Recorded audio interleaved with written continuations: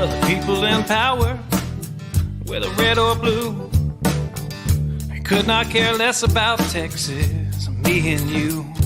They created this give me country that don't value hard work. For a Texan to survive, all we need are some seeds and dirt. Texan rise, don't you hear your call? Got to save your country, for it's long gone. Texan rise, don't you hear your call? Got to save your country, for it's long gone.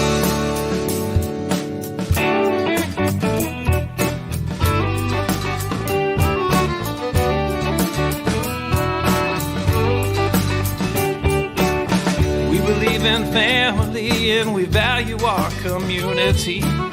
Gladly lend a helping hand to a neighbor in need. And we don't believe that government should provide for all of society's needs. No, it's the pride of a Texan to give to others voluntarily. Texan rise, don't you hear your call? Gotta save your country, for it's long gone. Texan rise, don't you hear your call? Gotta save your country, for it's long gone.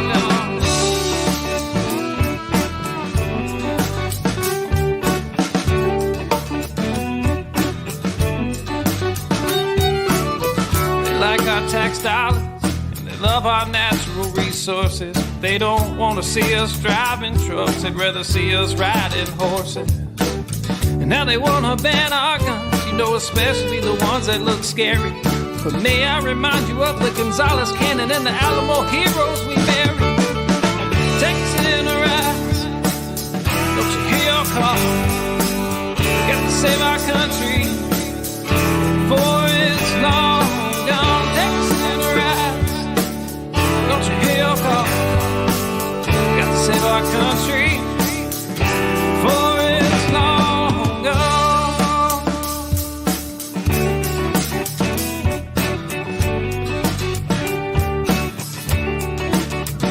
This last verse is straight from the Texas Constitution, Article 1, Section 1 and 2.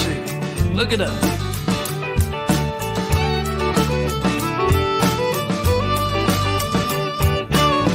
Texas is an independent state, yet presently we suffer.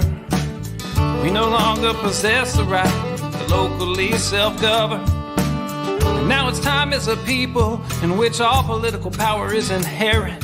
And in such manner we find expedient, we reform or abolish our government. I said, Texan rise, don't you hear your call? Got to save your country, for it's long gone. Texan rise, don't you hear your call? Got to save your country, for it's long gone.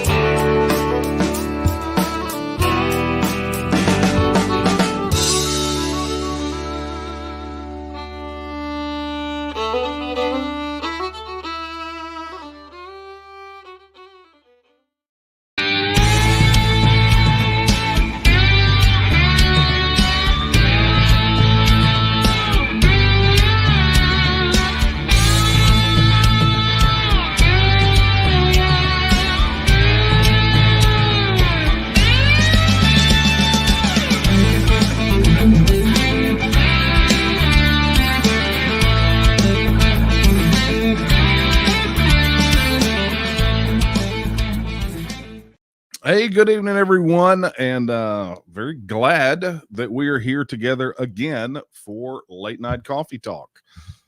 Got my coffee. Hope you do too. Hope you got a lot of questions. I can imagine it's been about a month since we were together, although that was not the intention, and we'll talk a little bit more about that here in a bit. But Anyway, get your questions in, right? You can see it down there at the bottom. You can email your questions to coffeetalk@thetnm.org or drop them in chat there on YouTube and Facebook and Twitter, right? I mean, I think we're aggregating them all now. So be sure to get your questions in. I've got a few that have been emailed in that we'll address tonight.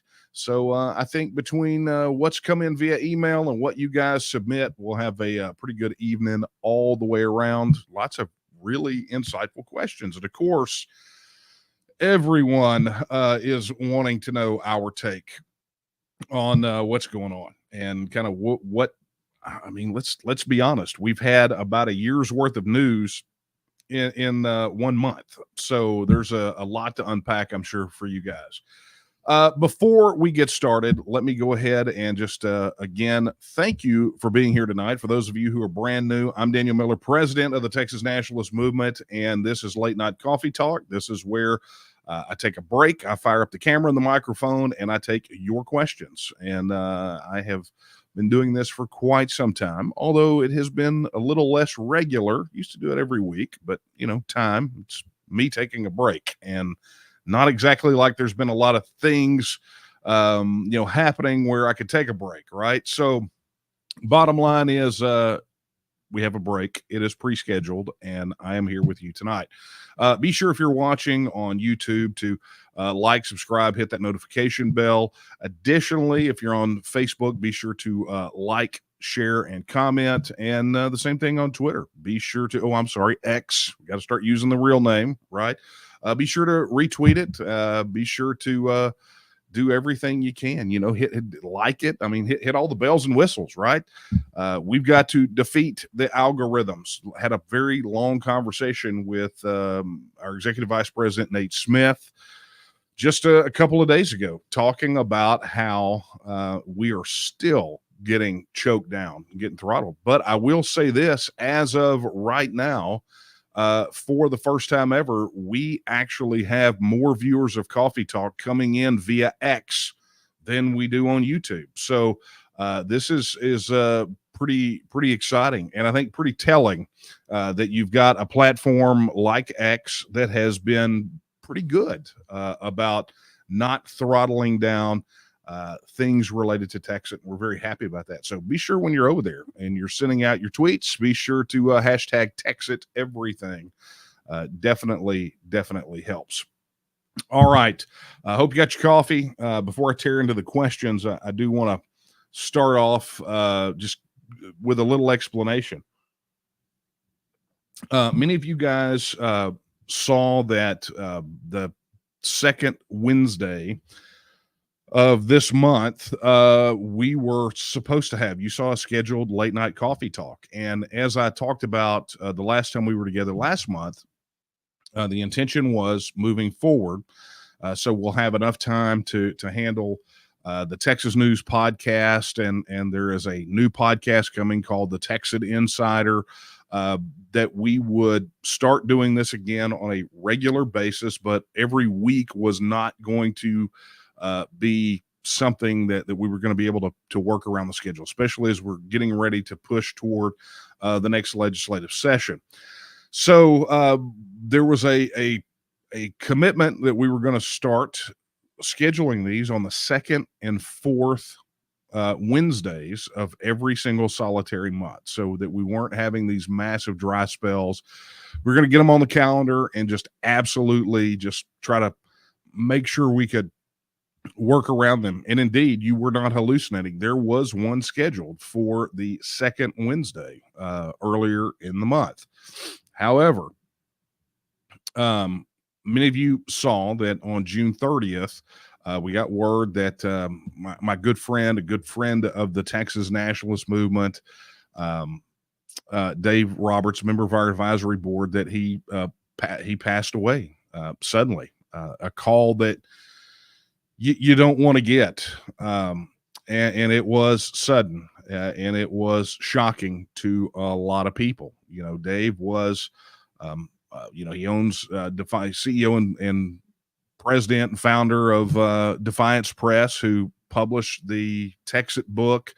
He was a lot of things, but Dave was my friend. I talked to him just about at least every other day. And it has been that way for well over a decade now. As a matter of fact, I happened to look it up. The first time that I met him was when the TNM opened our first ever office in 2009. He and Randy Council, they two good friends, hopped in a car and drove from north of Houston over here to the office opening to that very tiny kind of rundown office, but it's what we had. It's what we could afford at the time. And Dave was connected with the TNM ever since. And so, so as you can imagine, that first week of July, which was when everyone was celebrating the Independence Day holiday, although they don't call it that, stores with signs that say we'll be closed on on the 4th of July for July the 4th. I mean, stupid stuff, right? A whole commentary I could do on that, but the point here is that they had pushed his funeral off to that second week, and so you top that all off with the fact that there was the potential for a hurricane to come in. The funeral wound up getting pushed back in the week, which would have overlapped with late night coffee talk, and that just I needed to be there to celebrate the life of my friend, and so we had to bounce that out. And of course, as it so happened, they got directly hit by the hurricane, knocking out power to over 3 million people. I mean, it was pretty massive. And so they did push it back to the following week. So, it's been a bit of a sad time. I can tell you that from my perspective that, when you have people that become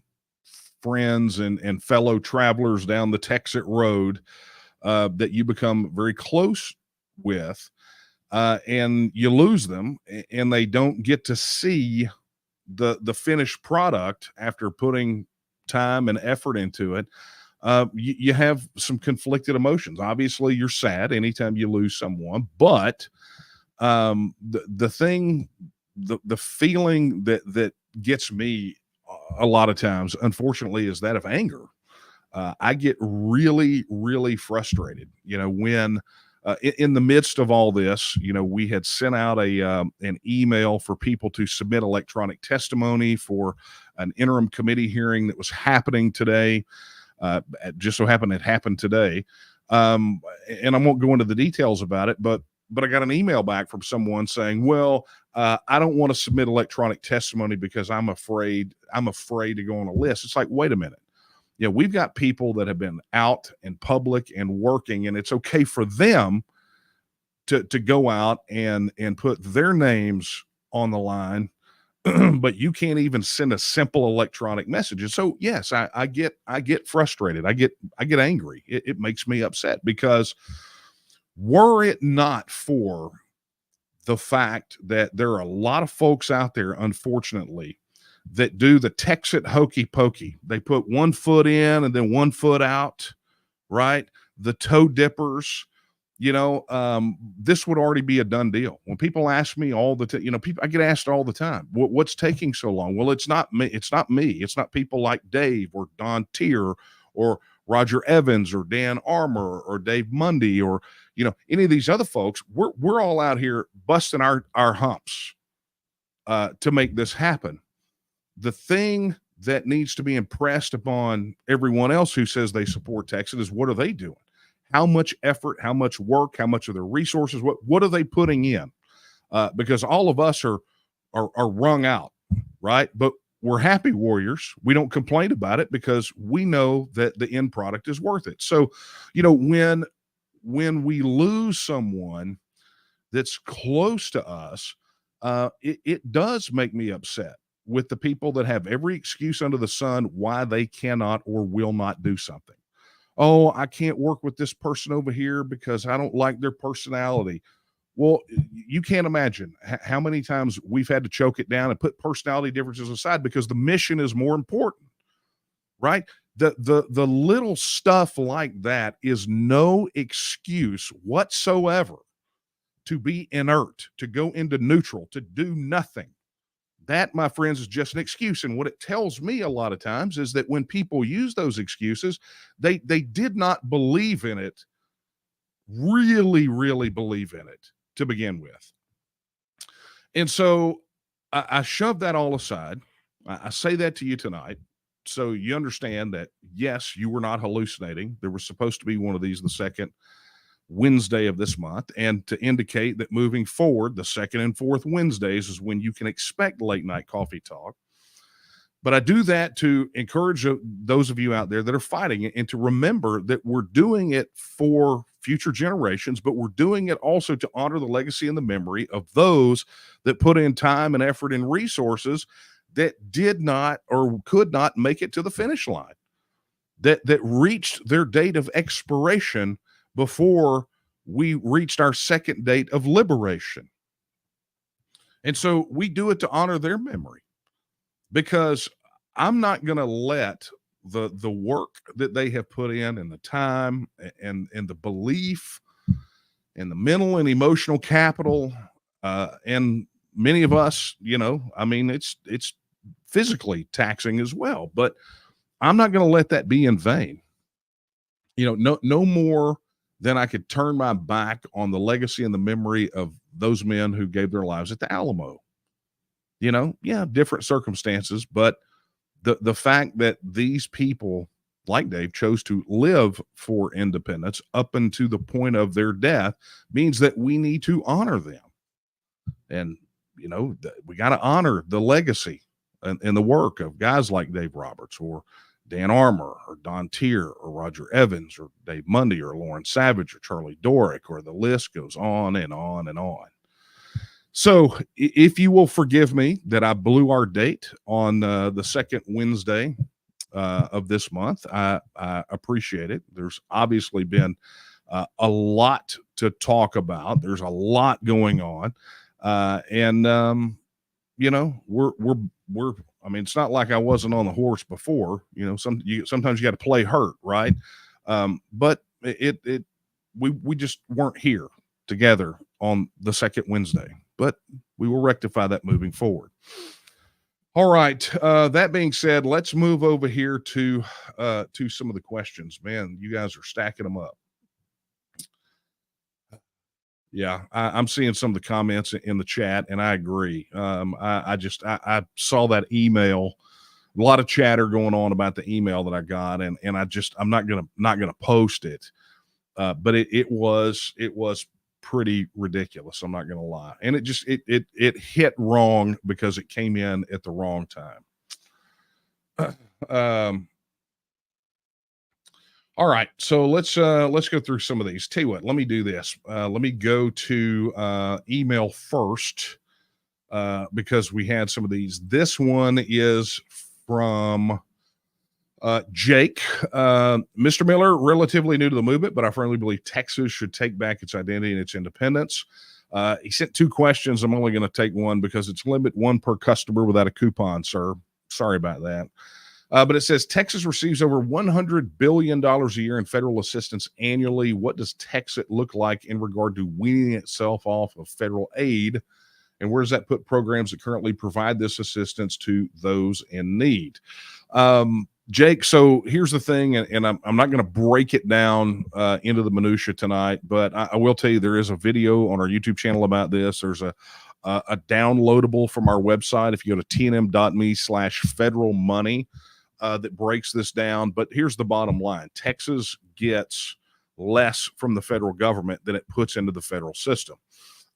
Obviously, the figures change year on year, but that range is somewhere between $103 and $160 billion annually that Texans put into the federal system that we never get back, right? So when you look at that flow of money coming from the federal government, understand that first and foremost, that means that money originated from the pocket of a Texas taxpayer. It went to Washington, D.C., took a 40 to 60% haircut, and then came back with strings attached, which those strings are typically, state of Texas, we need you to set up this program and run it according to federal guidelines, aka the most inefficient way possible. And then, by the way, we're only going to pay you for part of the program.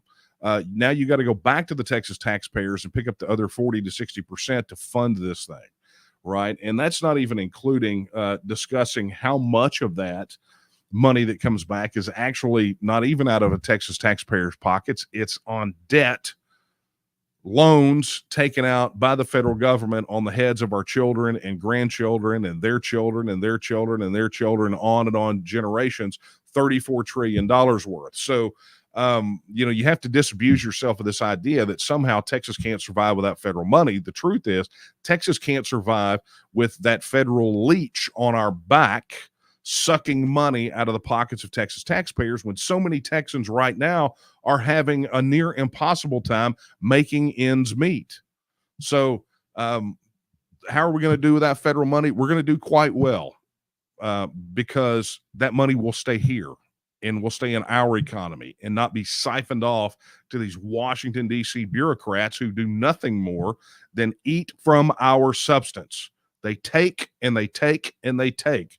And then they push one-size-fits-none policies and programs down our throats that don't really serve the people that they say they're supposed to serve. So, Jake, I would just encourage you, go download that. Go to tnm.me/federal money. You can download that.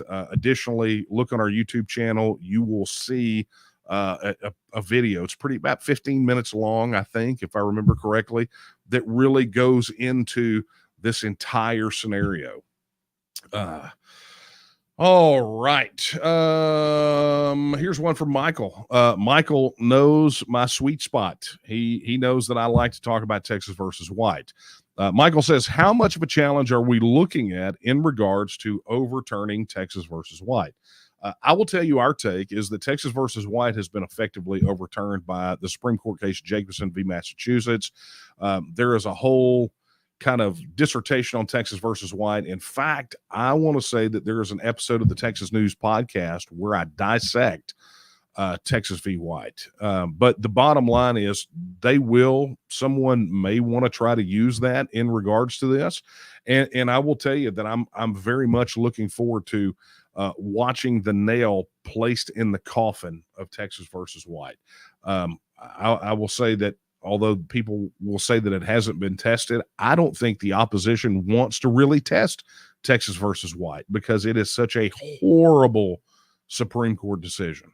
So, all right. Hey, thanks for that question, Michael. All right. Okay, here's a fun one. I was actually asked this question by Newsweek, which I don't know if you guys saw the recent Newsweek article. It's posted on the TNM news site. If you go to news.tnm.me, you'll find it. But I was asked essentially the same question. They wanted to know what we thought Kamala Harris winning the presidency would do to the chances of TEXIT. And I mean, it's gonna cause us to explode. It will accelerate this process. It will seriously compress timeframes. You got to remember, Harris was part of the dynamic duo that basically crisscrossed Texas, threatening to burn our house down. And, you even had Republican lawmakers congratulating Biden and Harris when they got elected. Texas lawmakers congratulating them on getting elected. It's like, wait a minute.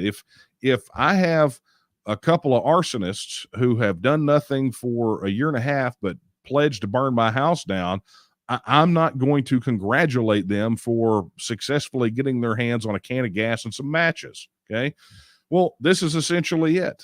People, you got to understand, TEXIT and the TNM, this is not a Republican or a Democrat issue. This is a Texan issue. And while Harris and cohorts may be pumping it up hardcore down here in Texas, the bottom line is that those federal policies are being forced upon us by a federal system that believes in its own supremacy.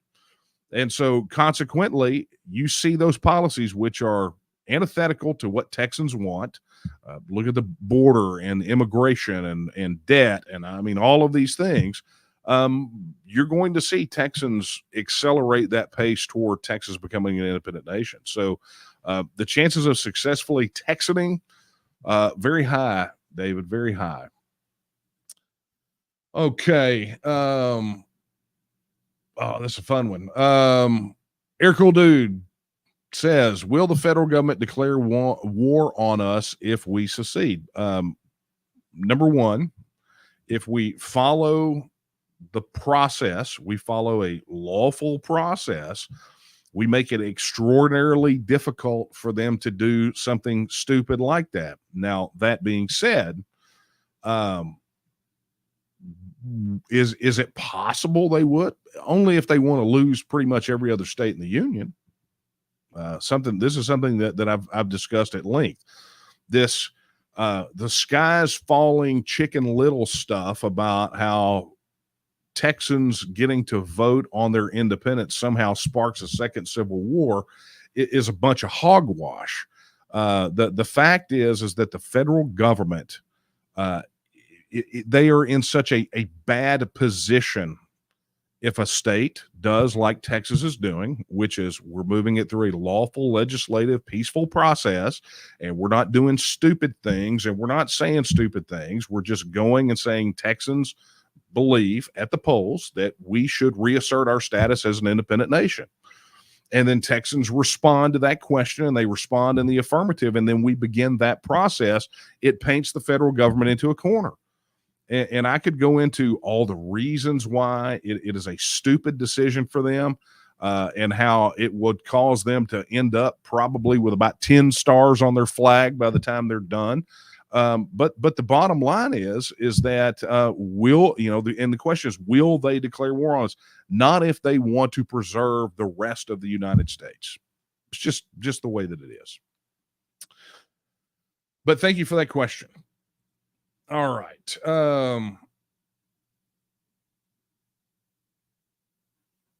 Okay. See, this was another double up. Michael, I just covered that one. Are they better? I sort of covered this one. So Michael says, are chances better for Texas to happen if Kamala wins? Look, Texas is happening.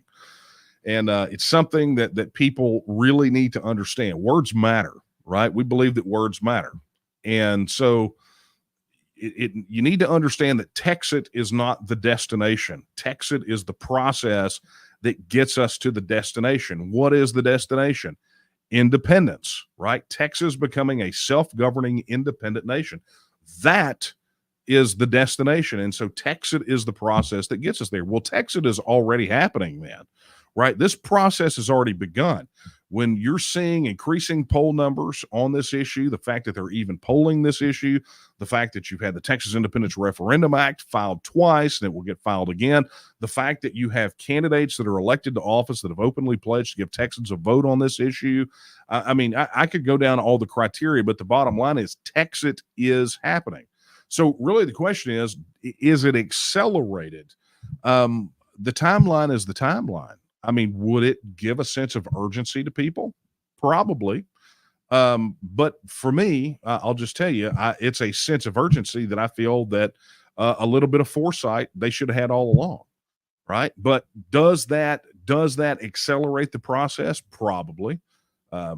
You get people with a high sense of urgency, and you can make a lot of things happen in a really short amount of time. So, all right, Michael, thank you for that question. Hey, I'm rolling through these, right? Some good ones. Man,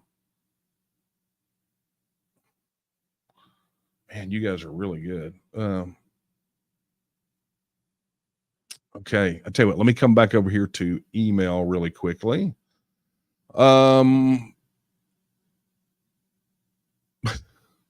Judy says, when will we be able to vote on TEXIT? I am ready. I am ready as well. You will be able to vote on it in a real meaningful way, when the Texas Independence Referendum Act is passed, and then you will be able to vote on it in a meaningful way. So I'm looking forward to that day myself, because frankly, I'm ready for a vacation. Okay. This is interesting.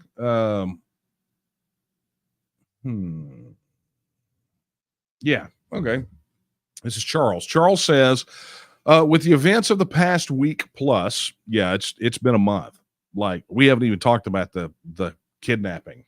That's just, I mean, I had a stand up with our developers 2 nights ago, and as I was kind of relaying everything, just kind of reviewing everything that's happened over the past month, I said, the only 2 horsemen we're missing are pestilence and famine, right? I mean, that's pretty much what we're missing.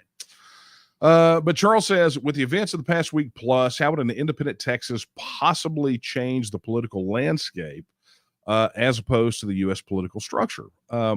Look, I think an independent Texas, and I want to be sure to answer specifically your question, because you specify an independent Texas, and the thing about it is, an independent Texas, as how it would affect the political landscape, becomes a comparison, basically a compare and contrast model. It becomes something that is sort of sprung from the American tradition, that has virtually a governmental, a republic, constitutional republic structure. Structurally, that's what it is. But has a distinctly different political, economic, and cultural viewpoint. So it becomes something that sits right here in the backyard of the remaining United States, that becomes a point of comparison and contrast for the governance of the United States federal government. And so from that standpoint, I think that has some long-lasting impacts. I think that Texas, as an independent nation, becomes a beacon of hope to other states, that they might also be better off as self-governing independent nations. And that's a a decision that that those people in those states have to weigh out. But I think that Texas, as an independent nation, sitting right here, right close to all these other states, becomes something that other people can look at. Think about what examples states have right now. I mean, you'll see it. The folks that are going to be at the TEXIT Blueprint seminar that I'm giving on Saturday are going to see this, as we look at one of the sections of it. As I'm talking about getting the vote, I talk about all of the independence referendums that have been held around the world. And of course, obviously, two of the most recent that we talk about a lot are Scotland and the UK with Brexit. And, you look at the examples that we have, and unfortunately, we've got to look sort of Canada to the north, which is, under Trudeau's administration, pretty much, Chairman Mao light. Your examples of independent nations that are sort of similar all have to come out of Europe, and that's not even really that similar, or to the south as we look into Mexico, Central America, and South America. And so there are no real good examples for people in the states of the United States to make comparisons with. And independent Texas does that. And so I think it begins to impact the U.S. political landscape by becoming a major part of the conversation, where people in states that are still in the union can point to Texas and say, this is what Texas is doing. It's working. It's very successful. Why are we not doing this here? Right. And then leading to that next question, which is, well, look, if Texas can become a self-governing independent nation, why not us? And look, that conversation is already happening, right? Not just as a consequence of, down the road of Texas becoming independent, but because of the significant strides that we've made with Texas, it's beginning to fuel independence movements in other states. Another article that was published recently, I think in Daily Mail or Newsweek, I can't remember, about our efforts and highlighting, the launch of Cal Exit and New Hampshire Exit, and talking about the Alaskan Independence Party and Free Louisiana and all these, all of these things that are happening. The media unfairly, I think, painted it as we're out here trying to break up the United States. It's not the point at all. What we're trying to do is we're trying to work with and communicate with people in other states that want to explore and seek out independence for their state.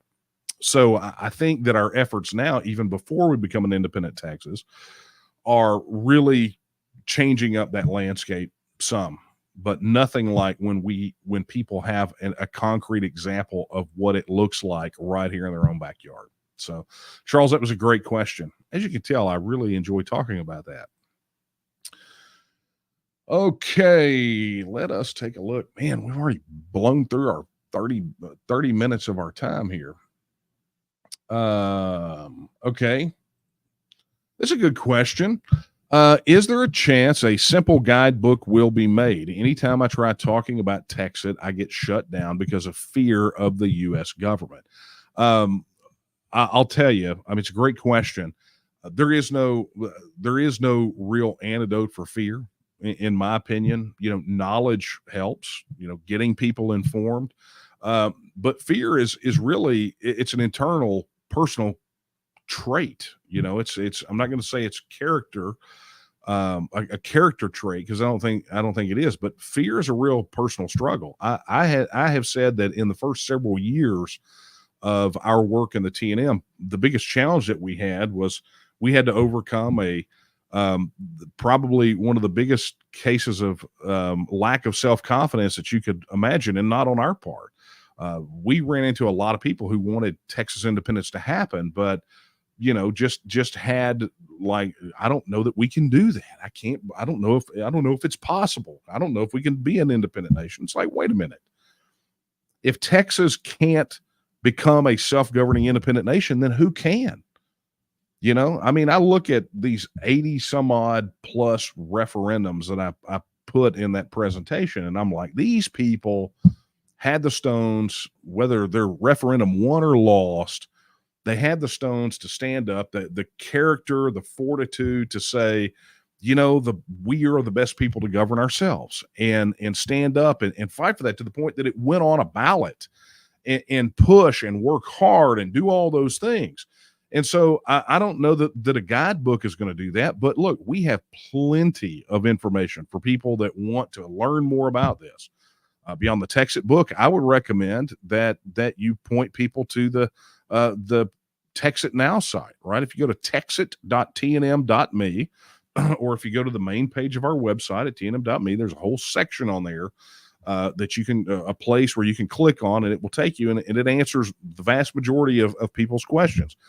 Obviously, we need to add more. There's more questions and answers that we're getting in now that we've never gotten before, but that's going to be the only thing about it. We can pile on as much information as you want. We know, I mean, if you look at anything about us, you know that we understand this issue like no one else does. We have compiled academic data. We've compiled polling data. We've compiled economic data. We understand the constitutional and international law aspects of it. I mean, we got it all. But we could throw all of that at one person, and if personally in their gut they're still afraid, that information's not going to help them. For people who are truly afraid, there is no answer to any of their questions that will satisfy or allay that fear. What we can do, though, is we can utilize that information to help them understand that oftentimes the fears that they have are unfounded and unwarranted, right? Like this idea that Texas will touch off a civil war, or that the thing that Project Fear, it's why the opposition is called Project Fear, that one of the things Project Fear talks about is how TEXIT means that grandma doesn't get her Social Security, and we want grandma to die in a ditch. And we're able to provide the information like I did for the gentleman earlier when I said that, look, here's the bottom line. We overpay into the federal system. And so we keep that money here. And even if the federal government welched on their obligation to pay Social Security or federal pension benefits, which, let's be honest, the federal government is nigh insolvent. And so anyone who thinks that those benefits are going to be there in the long term is about as delusional as you can possibly get. The biggest fear to seniors and retirees doesn't come from Texas independence. In fact, that is the only lifeline that they have. No, the biggest concern for them should come from the federal government, who has essentially said, look, this program's broke, and we're going to keep borrowing or raising taxes on future generations. And when that doesn't work, you're just out in the cold. I mean, what they're talking about, we won't take care of grandma. We're going to let grandma die in a ditch. These are the same people who implemented a healthcare system that put health panels in place that wants to send grandma to the glue factory, right? So I would not listen to them on those sorts of things. But that being said, I digress. The bottom line here is that there's lots of information. If you go to our website, it's tons and tons and tons of information. I would encourage people, look, if you want a guidebook, there is no little guidebook for this. There's the TEXIT book, which I would recommend as kind of a get started. All of those issues, ancillary additional questions you can find on the TEXIT section of the website. Go to texit.tnm.me. But thank you for your question. Okay, let's take a look. Man, you guys are super chatty tonight. Oh, this is great. And thank you to everyone who are dropping the links in the chat. This is great.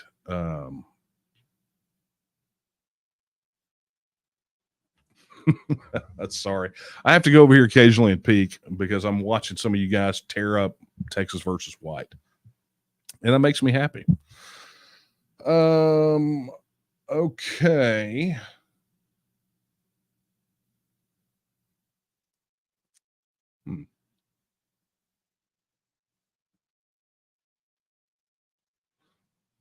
Okay. This is an interesting one. Rosso, Texas says YouTube decided to ban my account for whatever reason. But what do you think about the current situations globally, like the other separatist movements in West Papua, and like the other separatist movements? Yeah, it looks super interesting question, and kind of dovetails nicely in what I talked about earlier, which is, all of these examples that we have overseas. You had that referendum in Bougainville, which, we've worked with. Dr. Matt Kortrup, who was instrumental in that independence referendum. It's happening. Independence is happening everywhere, this decentralization. And as you see these big behemoths, these large governments, these one-size-fits-none governments, you're going to see it more and more and more. And this is a globalist nightmare. Look, the globalists thought that they could control self-determination. They thought that they could control it. Okay. And you saw that when they pushed for the United Nations pushed its decolonialization program, right? You saw a big spike because of the United Nations decolonialization program. You saw a big spike in the growth of independent nation states. Thank you. And that was part of it. But the problem is that when they did that, they began to really focus on establishing an international set of norms or a framework. And so they pushed this decolonialization effort, and look, it was the first world powers, right? And really kind of spurred on by globalists. But in doing so, to give it legitimacy, they had to establish a set of international norms for self-determination. I mean, it's baked in. I think it's even Article 1, Section 2 of the UN Charter, right? Which is kind of interesting because self-determination, the right of self-government is Article 1, Section 2 of the Texas Constitution. But when they did that, they effectively set the stage for any people anywhere, right? I mean, they basically opened the rest of the world up to an acknowledgement of the Jeffersonian principles of self-government and self-determination. And so, you see what they expected was this spike for decolonialization, and then it would probably just taper off. And that's not what happened at all. You get into the 90s where you see the Soviet sphere begin to get deconstructed because the center could not hold, right? Centralized governments fail. And that's exactly what happened. And all these Soviet satellites began to spin off. and get their independence, which just fueled the fire for self-determination, self-government. I mean, it's it's one of those things, Rosso, that I watch. I like to watch like a hawk, because at the end of the day, even though there are no two independence movements that are alike, that are, exact copies of one another, you can't take the Scotland playbook and use it here. You can't use the Texas playbook and use it in Louisiana, that kind of thing. But even though you can't, you can still learn a lot of lessons. There's a lot to learn from all of these. And so, yes, we stay on top of it. I would encourage other people to do so as well. All right. Okay, this is a good one. Hey, and thank you, K9. This is from K9 Raven. Thank you for the super chat. Really do appreciate it. If you are on YouTube, consider giving us a little jingle. We don't have Kamala Harris money. We don't have $90 million sandbag somewhere waiting on something to happen, right? So drop us some change. We need all the help we can get. But here's the question. K9 Raven says, how much do you think Governor Abbott's visits to other countries and understandings with are going to help our cause? I think they've already helped immensely. I talked about this on one of the previous podcasts. If you go back to the Texas News podcast, and I think it was titled, How Close is Texas to Leaving the Union? And it's one of the things I talk about, and I talk about the Montevideo Convention, right? Which is there was a international convention that was signed that deals specifically with this concept of a state, right? The concept of a nation state is pretty new historically. And so you've had some conventions. And so the Montevideo Convention was in the 1930s, and they got together and they said, okay, look, we got to start setting some definitions. And one of those definitions is a state.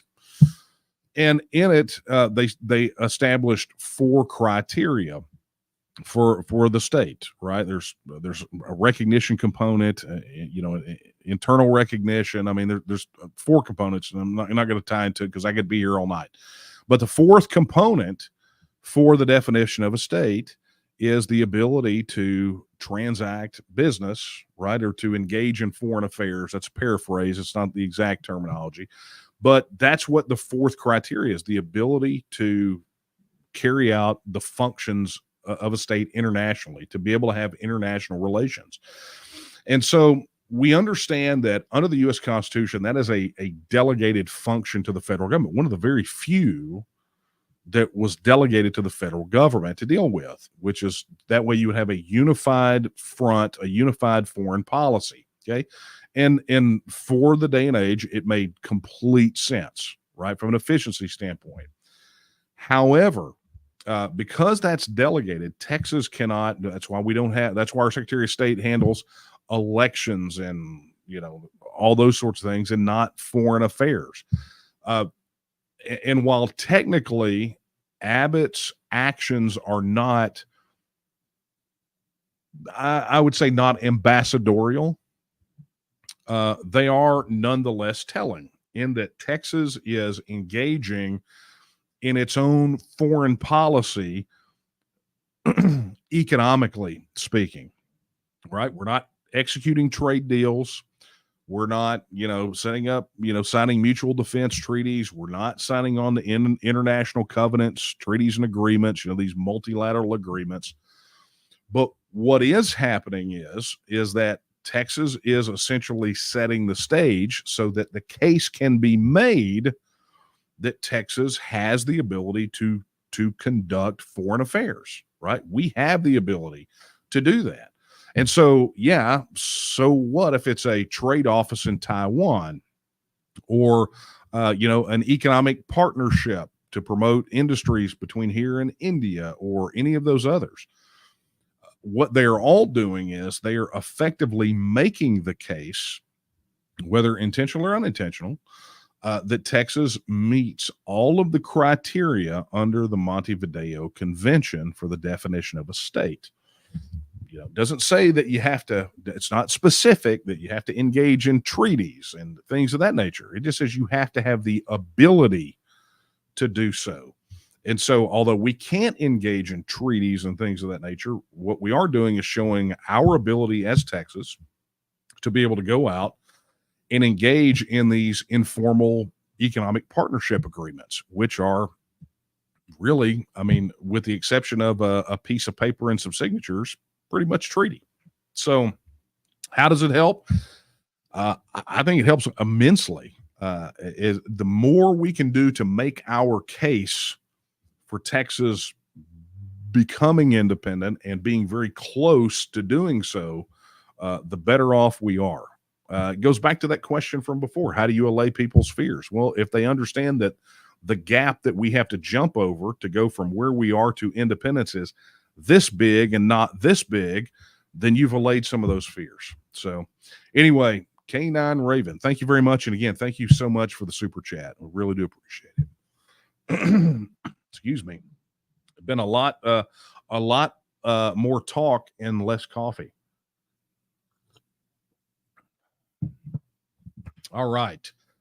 Let us check and see where we are. A reminder, look, you've still got a couple of minutes to get your question in.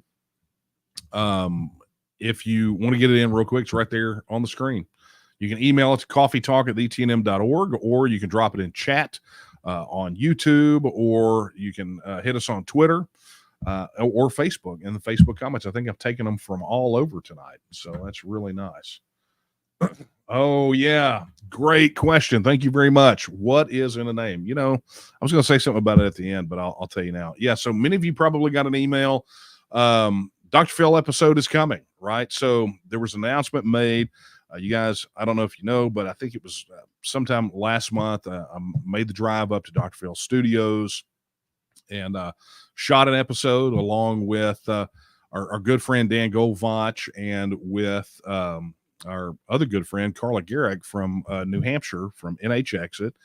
And we shot an episode of Dr. Phil's show. And that is going to air. If you didn't get the email, excuse me, look for it in your inbox. It may have gone to spam because you know how these email service providers are. But that will air Monday night. I believe it's at 7 p.m. And we'll have, as we get closer to the date, we'll have watch times and all that kind of stuff. I think it might have even been in the email, but that's coming. And looking, excuse me, looking forward to that one because it was an exciting discussion. I'm not going to lie. I had a lot of fun. And, you know, it doesn't hurt that Dr. Phil and I share the same barber. Think about that. All right. But anyway, that's what's going on. And if you go search for his show, Dr. Phil Primetime, you'll find it.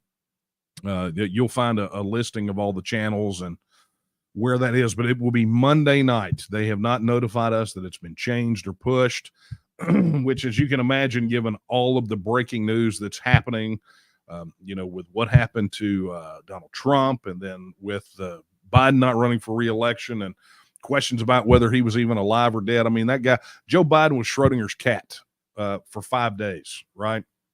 But with all that happening, I was kind of afraid they might push it, but we've got no word. So Monday night, 7 p.m. Texas time, and you can find all of the stuff on Phil's website. So definitely looking forward to it. Thanks for asking about that, because if I'd forgotten to mention that, I would be in so much trouble when this is over with. Okay, here's a good one. I like this one, and yeah, we're running short on time, so be sure to get your questions in. OGK9com, okay, says, if Texas is ranked 7th or 8th largest economy after secession, what would that look like in comparison? Yeah, so you know, right now we're and I think as of the last numbers, we're the 8th largest economy in the world. My understanding is that the likelihood is pretty high that by the time the numbers hit the fourth quarter of this year, that we'll be perhaps at number 7. There's got to be some other things that need to transpire for that to happen, but we're well on track to busting out of number 8, moving up to number 7. That being said, you know, what would it look like post-Texit? We'll understand that we're the 8th largest economy in spite of our relationship with the federal government, right? So I'll give you 2 things that will help couch this. And I've actually already mentioned one of them. But the first one that I previously mentioned was the amount that we overpay into the federal system, that $103 to $160 billion annually. If that money stayed here in the Texas economy and circulated around, and went into, prosperity for our families, but into new business startups or investment, imagine what that does to our economy, right? And, we're talking, 1 point whatever trillion we're at now. And you may say, well, 103 to 160 billion is a drop in the bucket, but not when you pump that into your economy and it goes into investments and savings and start circulating through business, new business startups, right? So you've got that much money back into the Texas economy. What does that look like, right? Well, that could definitely bump us up, one or two places, right?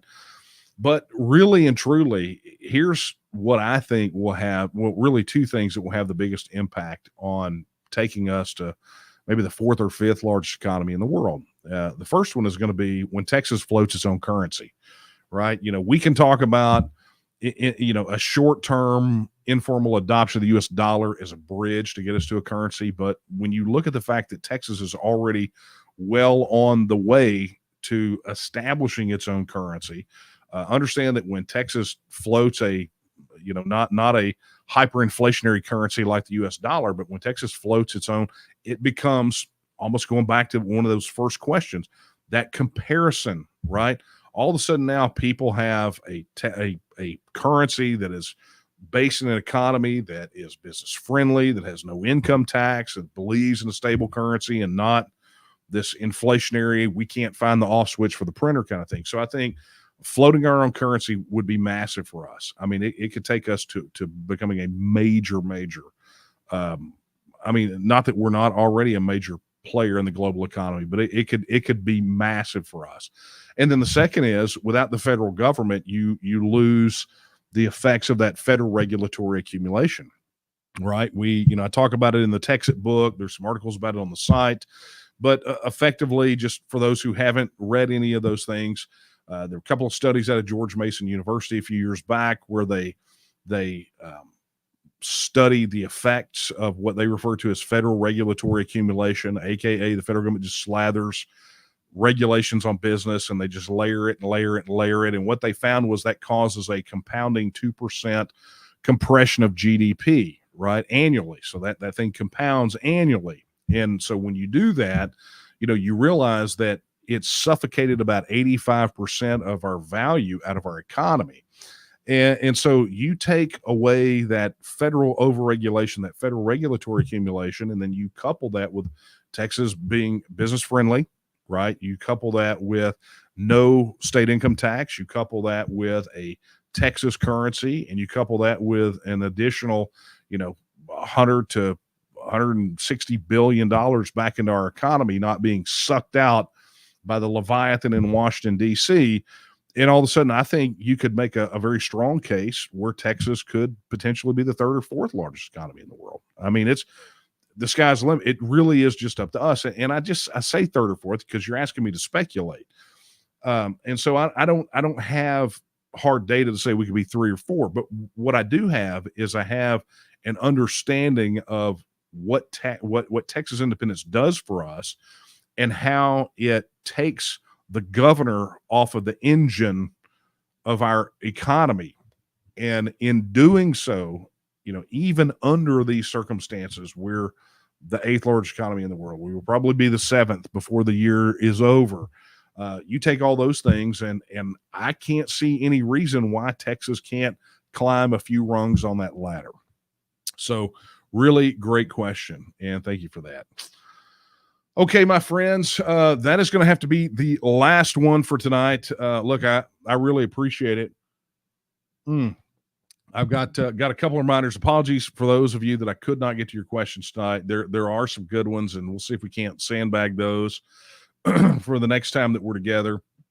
But got a couple things. I mentioned this earlier. This Saturday, I'm going to be headed to Greenville to host our first ever TEXIT Blueprint seminar. Yes, I am going to speak for a day, Thank goodness there are going to be breaks. But that being said, going to be doing it up there in the beautiful Texan Theater. It's a beautiful place, and just very excited to be up there to do this. It is going to not be a recitation of the TEXIT book, but it is going to be a bit of a blueprint, right? So we're going to be talking about at this seminar, talking about really and truly the 4 stages of TEXIT and what those look like and how we get across that. So if you wanted to know more about the TEXIT process, this is the place where you need to go take a look at it. If you want to know more, I think there are still some tickets available. I don't know what the final count was, but I would encourage you to go over to the TNM website at tnm.me. Go look on the calendar, find the TEXIT Blueprint event, and go get tickets.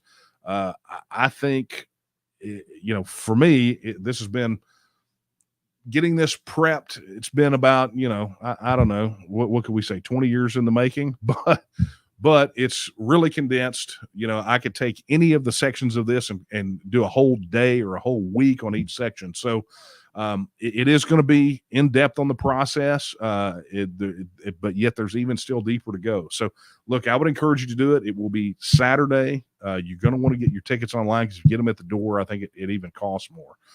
But I have been asked to do this. You guys have been asking for me to do a deeper dive on TEXIT for a while. And it happens to be, we're doing it in this seminar, which is going to be a fundraiser for the TNM. So I would encourage you to get your tickets. Ricky Tick, right? It's on the calendar. Go find it. Additionally, look, if you haven't already downloaded the TNM app, I mentioned at the very beginning of this how difficult it is becoming to break through some of the algorithmic sickness of big tech. And the bottom line is that you have the power right now to allow us to bypass the gatekeepers, to keep our emails out of your inbox. And it's right there by downloading the TNM app. If you go to tnm.me/app, gives you access to TNM Social. We have just moved the Academy courses over there and are getting ready to add a ton more. When you sign up, when you get on the app, you just use your login that you have for the TNM website. You are automatically assigned to groups for your county, for your House district, for your Senate district, so you can begin right away to network with other TEXIT supporters right in your own backyard. So I would encourage you right now, head over to tnm.me/app and download the app. All right, friends, that is going to be a wrap. I would just like to say thank you very much. Thank you for your patience. Like I said, we were supposed to be there together 2 weeks ago, but alas, it was not to be. But now you understand why. And I'm looking forward to seeing you the second week of next month as we do this again. That is, if I don't see you at the TEXIT Blueprint or on the road. By the way, congratulations to our local group in Llano County for 3 years. They held their 36th monthly meeting just this month, and congratulations to those guys, to Frank Machuga, to John Bolgiano. You guys are rock stars. I know y'all have fought and scratched and done everything to get the word out there in Llano County, and I just want you to know I think you guys are really, really just incredible. So, folks, keep up the good work. We're so excited to be close to Texas independence happening, and you're an integral part of it. So, that being said, my friends, I'm going to leave it with you. That's going to be the end of this bad boy. So, I'm going to leave you with the words that I leave you with every time we're together. They're not my words, they're the words of Sam Houston when he said that Texas will again lift its head and stand among the nations. I believe that time is now, and the question is, will you stand with her? Good night, everyone.